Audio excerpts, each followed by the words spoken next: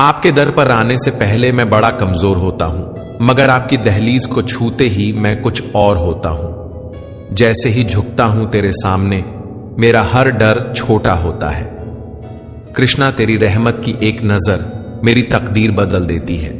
तेरे चरणों की मिट्टी भी मुझे सोना बना देती है। तू जो साथ हो तो दुनिया की हर ठोकर भी दुआ लगती है। जय श्री कृष्ण। मित्रों, एक बार फिर से आपका स्वागत करता हूं प्रेरणा पुंज चैनल पर, जहां आप सुन रहे हैं श्रीमद् भगवद गीता की एक शानदार श्रृंखला, जिसका नाम है भगवद गीता की सीख। आज हम जानेंगे कि श्रीमद् भगवद गीता के 5वें अध्याय से क्या सीखा जा सकता है, और वह भी बहुत ही सरल भाषा और आसान से शब्दों में। मित्रों, अगर इस दुनिया में कुछ बड़ा करना है तो सोच को भी बड़ा करना होगा, और सोच को सबसे ऊंचा उठाने वाला जो ग्रंथ है वह है श्रीमद् भगवद गीता। क्योंकि जब तक हम जीवन को सही दृष्टि से नहीं देखेंगे, तब तक कोई भी मंजिल साफ नहीं होगी। गीता केवल एक धार्मिक ग्रंथ नहीं, बल्कि यह हर उस व्यक्ति के लिए दिशा है जो अंधेरे में भटक रहा है। अगर आपने गीता को सच में समझ लिया तो जीवन में कोई भी कठिनाई, कोई भी भ्रम या डर आपके रास्ते की रुकावट नहीं बन सकता। क्योंकि जब रथ के सारथी स्वयं कृष्ण हो, तो फिर रास्ता चाहे जैसा भी हो, मंजिल तय है और विजय निश्चित। मित्रों, चौथे अध्याय में हमने जाना कि भगवान श्री कृष्ण ने अर्जुन को यह बताया कि भगवान इस धरती पर कब, क्यों और किस रूप में अवतरित होते हैं। उन्होंने यह भी समझाया कि परमात्मा की प्राप्ति कैसे की जा सकती है, सच्चा ज्ञान गुरु से किस विधि से लिया जाता है, और वह ज्ञान जीवन में क्यों अत्यंत आवश्यक है। श्रीमद् भगवद गीता के 5वें अध्याय में हम जानेंगे कि भगवत प्राप्ति का सर्वोत्तम मार्ग कौन सा है। साथ ही यह भी समझेंगे कि अपने लक्ष्य को कैसे प्राप्त किया जाए और किस प्रकार यह शरीर हमें आलस्य और मोह में बांधने की कोशिश करता है, तथा उससे मुक्ति का उपाय क्या है। तो आइए मैं आपको लेकर चलता हूं श्रीमद् भगवद गीता के 5वें अध्याय की इन दिव्य और गूढ़ शिक्षाओं की एक अलौकिक यात्रा पर, जो आपके जीवन को एक नई दिशा और गहराई प्रदान करेगी। श्रीमद् भगवद गीता के 5वें अध्याय कर्म संन्यास योग में भगवान श्री कृष्ण ने कर्म संन्यास और कर्म योग, इन दो मार्गों की तुलना करते हुए यह स्पष्ट किया है कि दोनों ही मार्ग एक ही लक्ष्य की ओर ले जाते हैं। मनुष्य इन दोनों में से किसी एक मार्ग का चयन कर सकता है, परंतु श्री कृष्ण यह बताते हैं कि जब तक मन पूर्णतः शुद्ध न हो जाए, तब तक कर्म का पूर्ण रूप से त्याग कर पाना संभव नहीं है। और यह मन की शुद्धि केवल भक्ति भाव से युक्त कर्म करने से ही प्राप्त होती है। इसीलिए अधिकांश लोगों के लिए कर्म योग को अधिक उपयुक्त और व्यावहारिक मार्ग माना गया है। कर्म योगी अपने जीवन के सांसारिक कर्तव्यों का पालन करते हुए शुद्ध बुद्धि के साथ कर्म करता है, परंतु उसके फलों की आसक्ति नहीं रखता, बल्कि उन्हें भगवान को समर्पित कर देता है। ऐसा व्यक्ति अपने कर्मों में लिप्त होते हुए भी पाप और बंधन से मुक्त रहता है। जैसे कमल का पत्ता जल में रहते हुए भी उससे अछूता रहता है, वैसे ही कर्म योगी संसार में रहते हुए भी उससे प्रभावित नहीं होता। अगर आपने 3रे अध्याय को ध्यानपूर्वक सुना और समझा है, तो आपको याद होगा कि उसमें अर्जुन ने भगवान श्री कृष्ण से एक महत्वपूर्ण प्रश्न किया था। उसने कहा था, हे कृष्ण, यदि आपको ज्ञान योग अधिक श्रेष्ठ और सरल प्रतीत होता है, तो फिर आप मुझे कर्म योग में क्यों प्रवृत्त कर रहे हैं? क्यों मुझे इन भयानक कर्मों की ओर भेज रहे हैं? अर्जुन को यह लगने लगा था कि ज्ञान योग अधिक उत्तम है, क्योंकि उसमें पराजय पर स्वर्ग और विजय पर परम पद की प्राप्ति होती है। उसे लगा कि इससे बेहतर मार्ग और क्या हो सकता है। इसी दुविधा को लेकर अर्जुन 5वें अध्याय की शुरुआत में पुनः भगवान श्री कृष्ण से प्रश्न करता है। वह कहता है, संन्यासम कर्मणा कृष्ण पुनर्योगम च शंससि यत् श्रेय एतयोरेकम तन्मय ब्रूहि सुनिश्चितम। अर्थात, हे कृष्ण, एक ओर आप कर्म संन्यास की प्रशंसा करते हैं तो दूसरी ओर आप मुझे भक्ति से युक्त कर्म योग अपनाने की सलाह देते हैं। कृपया करके अब आप निश्चित रूप से मुझे बताएं कि इन दोनों में से अधिक कल्याणकारी और श्रेष्ठ मार्ग कौन सा है। यहां अर्जुन अपनी भीतर की उलझन और गहन संशय को भगवान के सामने प्रकट करता है। वह स्पष्ट रूप से जानना चाहता है कि यदि दोनों मार्गों की अलग अलग प्रशंसा की जा रही है तो वास्तव में इनमें से कौन सा मार्ग स्थायी रूप से कल्याणकारी है। वह मार्ग जो निश्चय पूर्वक भगवान के अनुसार श्रेयस्कर और मोक्षदायक है। अर्जुन चाहता है कि भगवान अब उसे किसी एक सुनिश्चित और स्पष्ट दिशा में मार्गदर्शन दे ताकि उसका भ्रम समाप्त हो सके और वह पूरी श्रद्धा और समर्पण के साथ अपने धर्म का पालन कर सके। मित्रों, जब जीवन में हमारे सामने दो रास्ते हों और हमें सच में कहीं पहुंचना हो तो स्वाभाविक रूप से हम यह जानने की कोशिश करते हैं कि कौन सा मार्ग सरल है और कौन सा मार्ग हमारे लिए अधिक उपयुक्त रहेगा। इसी प्रकार अर्जुन भी भगवान श्री कृष्ण से यह स्पष्ट रूप से जानना चाहते हैं कि उनके लिए कर्म करना बेहतर है या कर्मों का त्याग अर्थात संन्यास लेना।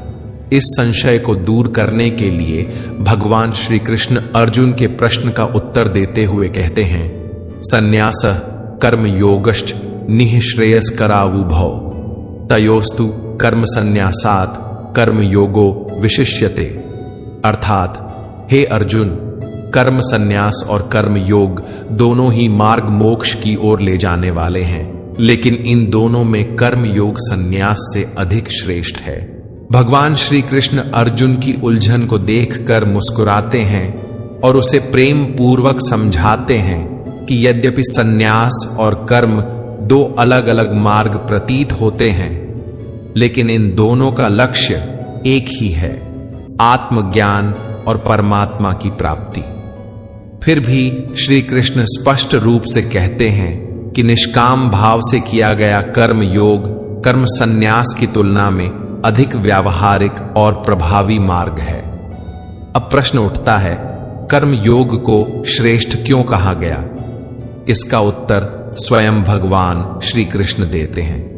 वे कहते हैं, हे पार्थ, जब तक कोई व्यक्ति निष्काम भाव से कर्म नहीं करता तब तक वह सच्चे अर्थों में संन्यास को प्राप्त नहीं कर सकता। संन्यास का वास्तविक अर्थ है सर्वस्व का त्याग, इच्छाओं का पूर्ण क्षय। यह अवस्था यूं ही किसी को प्राप्त नहीं हो जाती। इसके लिए योग, तप और मन की गहराई में उतरकर आत्मशुद्धि की आवश्यकता होती है। बिना त्याग की साधना किए कोई व्यक्ति केवल बाह्य संन्यास लेकर मुक्त नहीं हो सकता। यही कारण है कि भगवान बताते हैं, ज्ञान योग में भी कर्म की आवश्यकता बनी रहती है। केवल सोचने या विवेचना करने से मोक्ष नहीं मिलता, बल्कि जीवन में कर्तव्य निभाते हुए, निष्काम भाव से कर्म करते हुए हम परम लक्ष्य की ओर अग्रसर हो सकते हैं। भगवान श्री कृष्ण इस अध्याय में स्पष्ट रूप से बताते हैं कि कर्म योग और संन्यास के बीच जो अंतर दिखाई देता है वह केवल कर्ता के दृष्टिकोण का होता है। वास्तव में निष्काम कर्म योग सबसे सरल, सहज और प्रभावी मार्ग है। इस मार्ग में व्यक्ति अपने कर्तव्यों का पालन करता रहता है, ध्यान करता है, परंतु फल की चिंता नहीं करता। वह अपने सभी कर्म भगवान को समर्पित कर देता है। जब व्यक्ति इस मार्ग पर निरंतर आगे बढ़ता है, ध्यान और साधना करता है और अंततः जब वह योग की पराकाष्ठा को प्राप्त कर लेता है, तब उसे भगवत प्राप्ति होती है, यानी वह मोक्ष को प्राप्त कर लेता है। श्री कृष्ण आगे बताते हैं कि योग युक्त पुरुष के क्या लक्षण होते हैं। ऐसा व्यक्ति अपने मन को भटकने नहीं देता। वह जानता है कि जो भी कर्म हो रहे हैं वे वास्तव में परमात्मा के माध्यम से ही हो रहे हैं। वह अपने आप को कर्म का कर्ता नहीं मानता, बल्कि ईश्वर को ही समर्पित भाव से सब कुछ करता है। वह हर जीव में परमात्मा का अंश देखता है और संभव रखता है। ऐसा पुरुष मृत्यु के पश्चात सीधे परमात्मा में ही विलीन हो जाता है। भगवान कमल के उदाहरण से इसे समझाते हैं। जैसे कमल का फूल कीचड़ में होता है, उसका पत्ता पानी में तैरता है, फिर भी उस पर पानी की एक बूंद तक नहीं टिकती। उसी तरह योगी पुरुष संसार के बीच रहते हुए भी संसार में लिप्त नहीं होता। लहरें आती हैं, दिन रात बदलते हैं, लेकिन वह स्थित प्रज्ञ बना रहता है। कर्म करता है, परंतु उसमें बंधता नहीं, और इसी के माध्यम से वह परम धाम को प्राप्त करता है। महान पुरुष अपने कर्म स्वयं के आत्म विकास और दूसरों के कल्याण के लिए करते हैं। भगवान श्री कृष्ण कहते हैं कि परमात्मा कभी किसी को बुरे कर्मों के लिए प्रेरित नहीं करते। लोग स्वयं ही मोह, क्रोध और लालच में फंसकर पाप कर्म करते हैं और उन्हीं के फल भी प्राप्त करते हैं।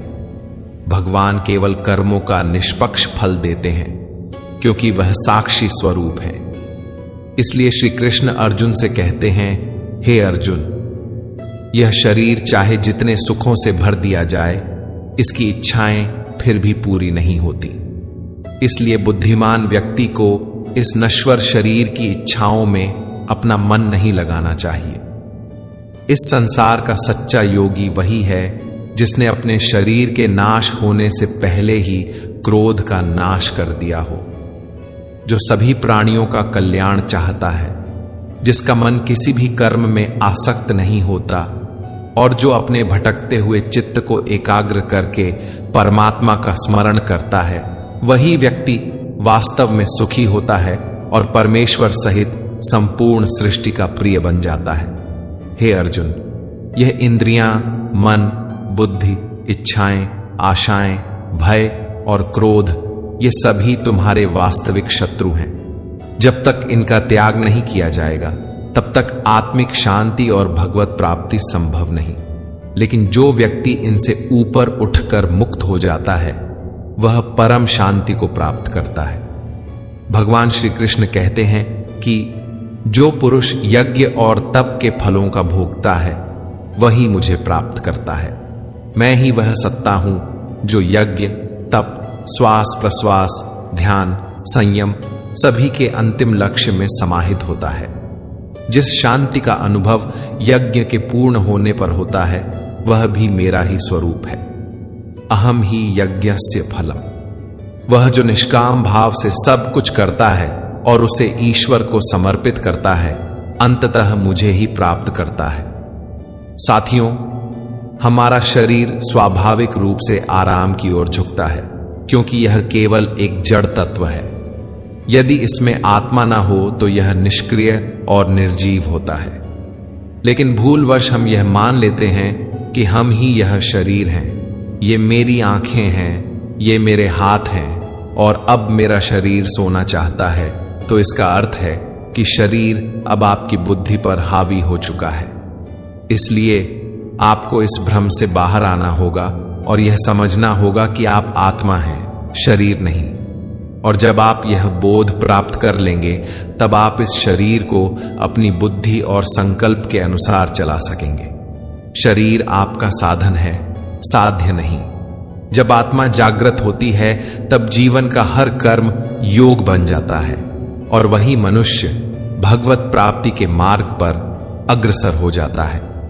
मित्रों, श्रीमद् भगवद गीता में जो मार्ग बताए गए हैं, वे न केवल हमें परमात्मा से जोड़ते हैं, बल्कि जीवन के हर पहलू में सच्चा मार्गदर्शन भी प्रदान करते हैं। यदि आप इन दिव्य शिक्षाओं को अपने जीवन में अपनाते हैं, तो न केवल आत्मिक उन्नति करेंगे, बल्कि अपने सपनों और लक्ष्यों को भी सहजता से प्राप्त कर पाएंगे। जैसा कि गीता में कहा गया है, परमात्मा की प्राप्ति के लिए मन का वश में होना आवश्यक है। ठीक वैसे ही जीवन में सफलता पाने के लिए भी मन को नियंत्रण में रखना अत्यंत जरूरी है। जो व्यक्ति अपने मन को साध लेता है, वही जीवन के हर क्षेत्र में विजयी होता है। मित्रों, आशा है कि श्रीमद् भगवद गीता के 5वें अध्याय की यह सरल और सारगर्भित व्याख्या आपको अवश्य पसंद आई होगी। इस अध्याय से आपने क्या सीखा, कृपया कमेंट के माध्यम से हमें जरूर बताएं। यदि इस वीडियो में मुझसे कोई त्रुटि या भूल हो गई हो तो मैं विनम्रतापूर्वक क्षमा प्रार्थी हूं। बहुत जल्द हम गीता के 6ठे अध्याय की एक और सरल और प्रेरणादायक व्याख्या लेकर फिर मिलेंगे। तब तक के लिए स्वस्थ रहें, प्रसन्न रहें और आत्मा के स्वरूप को पहचानने की दिशा में आगे बढ़ते रहें। जय श्री राधे कृष्णा। राधे राधे।